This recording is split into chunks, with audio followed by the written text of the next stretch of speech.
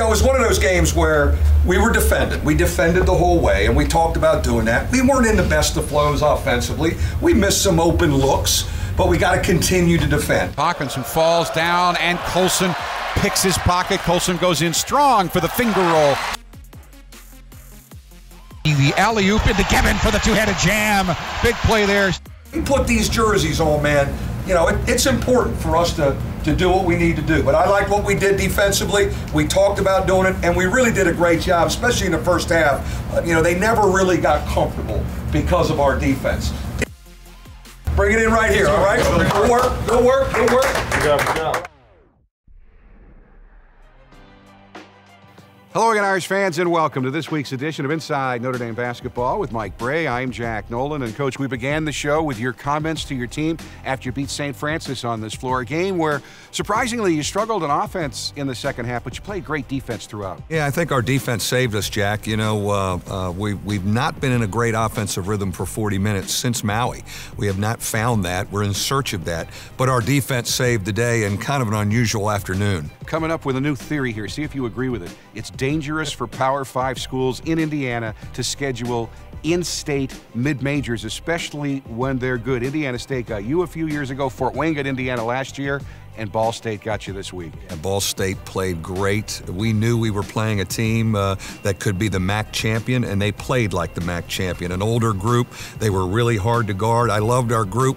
We weren't playing great, and we came back and tied it, but they probably deserved to win. They outplayed us. They certainly did. Coming up, we'll show you all the highlights of Notre Dame's win over St. Francis. Hawkinson falls down, and Colson picks his pocket. Colson goes in strong for the finger roll. 6-4 Notre Dame. You know, you really got off to a good start against St. Francis. You hit 4 of your first 7 shots. You shot 52% in the first half. Yeah, we got off to a pretty good start offensively. We were running a little bit. I thought maybe we could continue that for 40 minutes. We certainly could, but, you know, Jack, our defense did keep us in position the whole game. And actually, it was defense that gave you control of the game. You dug in late in the half, and you went on a 14-0 run late in the half that gave you a 20-point lead. When we can get stops and rebound and outlets, we're able to get out in early offense and not play against a set defense. I think that really helps us. St. Francis was able to make a little run in the second half. When you guys just went cold, what do you think happened? You know, I don't know. We haven't played in this building in a while. You know, we hadn't been here in a while. I think it was almost like playing a road game, getting a feel for it. I think you got to give them credit defensively. I think we got a little uptight and there was some tension offensively. Fortunately, we continued to play defense, or it could have got even more interesting. The Terriers never got closer than 12, but they never stopped defending and scratching and clawing. It even got a little chippy. Got a little chippy. You know, it was probably one of those games that maybe got a little overly physical. Maybe the officials didn't expect it to be as close as it was. And, you know, Bonzi gets ejected, and then I join him in my first ejection. And it was almost like, can we just get the day over with? But you were confident as you walked off the floor that the defense that was solid throughout the game would carry you to the end. Yeah, no question. I mean, Rod Bolanos has been with me a long time. He calmly took over.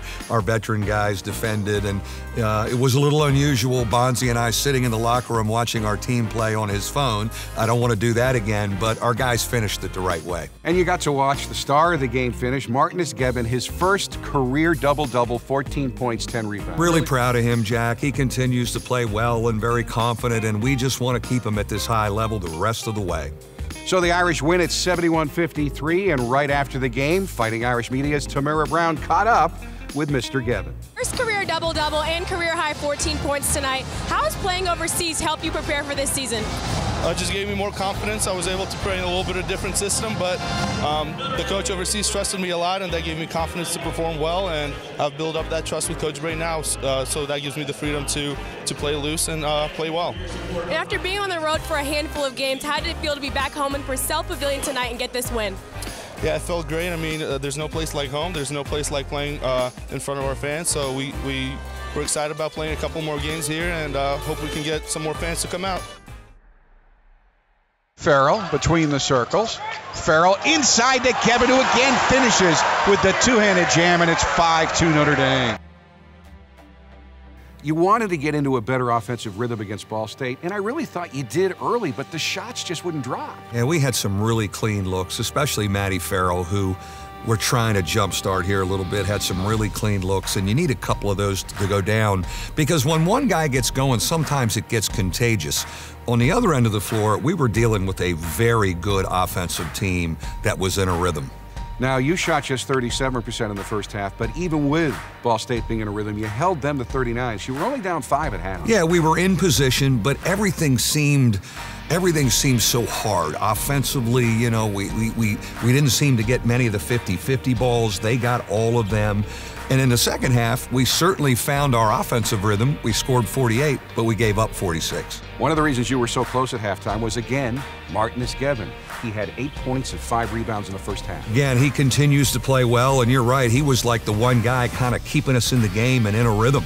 I thought we would find our offensive rhythm in the second half, and we did, but we just couldn't guard them well enough to finish. Rex Pflueger really jump-started you in the second half. You had a 13-4 run to take a 3-point lead, and Rex had 8 of those points. He really got out of the gate driving the ball. I thought we did a better job driving the ball and making plays and not settling for jump shots, and we were in an offensive rhythm. There's no question about it. But so is Ball State. They jump back up by 9, and then Matt Farrell, and he always, even when he's not having a good night, when you need him, he usually comes through. He had 7 points in a little over a minute to get you back in. And he's a big-time winner. He had a frustrating day up until that point. He wasn't making shots, but, you know, that's the winner that he is. And I give our guys a lot of credit. We go down 9, and we come back, and he nails one to tie that thing. TJ hit a big one, too. We keep fighting, and you're thinking when Matty hits it, let's just get to overtime because that would be a win for us. But they had different ideas. And that was with 1:55 left, the TJ bucket, then Colson scores inside, and then Farrell just hits the huge 3. And I'm thinking, just get this thing to overtime. No question. I mean, to get to overtime, you would have felt, okay, we should have got beaten regulation. The other team is thinking we probably should have won it in regulation. But their guard had a little bit different idea, and he had played great, and he hit a tough shot over Rex Pflueger to win it. Taylor Persons is a great example of why you should come out to see the games. He looked good on tape.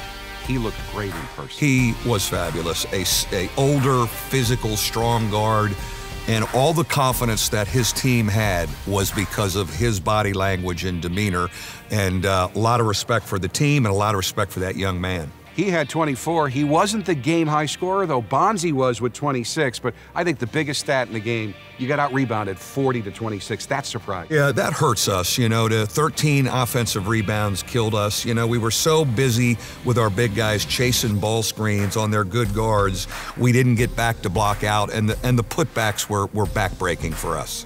So the Irish lose a heartbreaker 80-77 here to Ball State. I know you're a little bit depressed about this, but never fear, we're going to cheer you up because we're going to take you back to Maui right after this timeout. In the days leading up to Thanksgiving, the Notre Dame basketball program joined a very select group that includes Duke, Indiana, Kansas, Kentucky, and North Carolina. The elite group of teams that have won the most prestigious of in-season tournaments, the Maui Invitational. Here's a closer Irish access look at how Notre Dame got the job done in Paradise against Wichita State in the title game. It's time for the championship game of the Maui Gym Maui Invitational. And tonight the Irish have a chance to do something Mike Brey has been doing since he arrived at Notre Dame, plow some new territory in a Maui Invitational championship. Great bench tonight. Everybody's a man tonight, baby. Here we go. These are two great coaches and two really good programs experiencing sustained success. And away we go here in the championship game. Throws it underneath nicely to Colson, who puts it up and in. A great pass by TJ Gibbs off the penetration. Been 1 and out for Notre Dame, and the Irish have not been able to knock down a perimeter shot. You don't expect that to last too much longer. It's an excellent shooting team. Notre Dame trails by 11. Mike Brey's got to call a timeout. And I think it's a good use of the timeout. He certainly got the Wichita State fans fired up. The Shockers, the 6th-ranked team of the nation, with a healthy lead on Notre Dame at the half.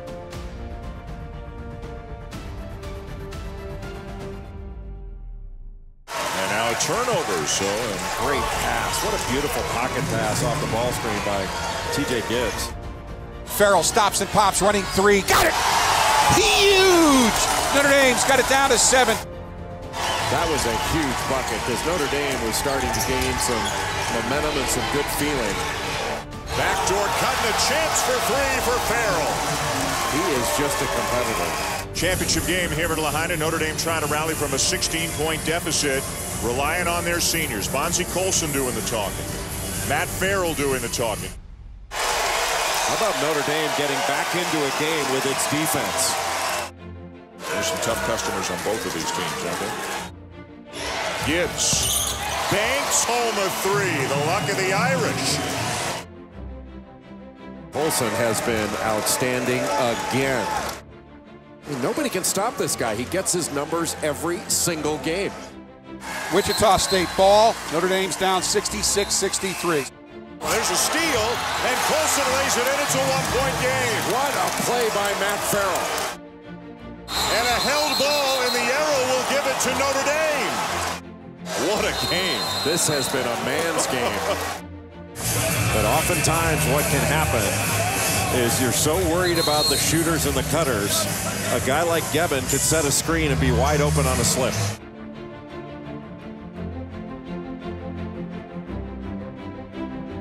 Gets it into Gebbin, and Gebbin is fouled!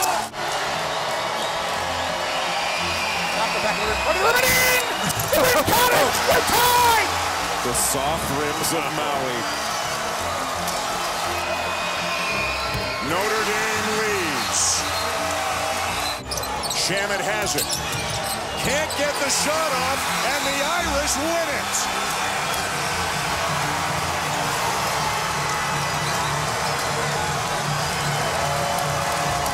A terrific game, capping a terrific tournament here in Lahaina, and the Irish come back from 16 down in the second half to shock the shockers and win the Maui Invitational. We got it, man. We really got it. You hung in there and just kept battling. It's something we have that I don't think a lot of teams have. We have a real killer instinct. That's beautiful to be around. Here we go.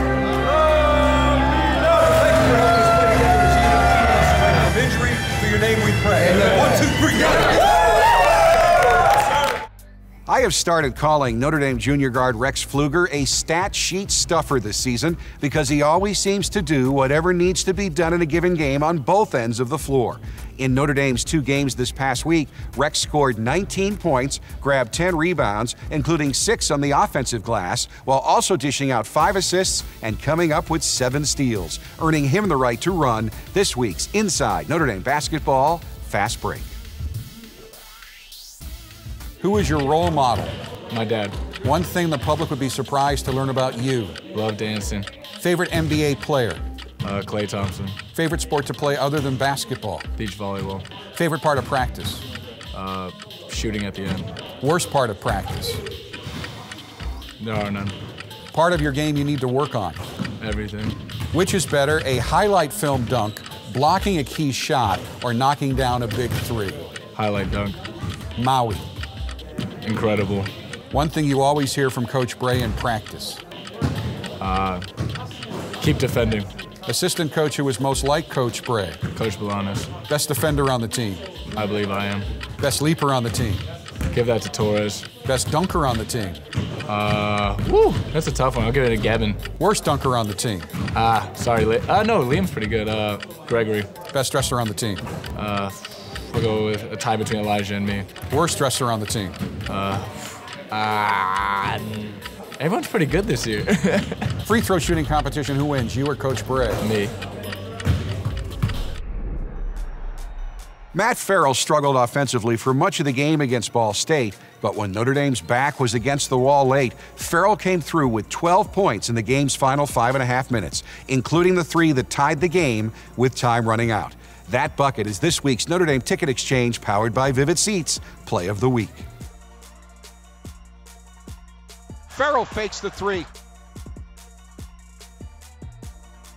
Now he takes it.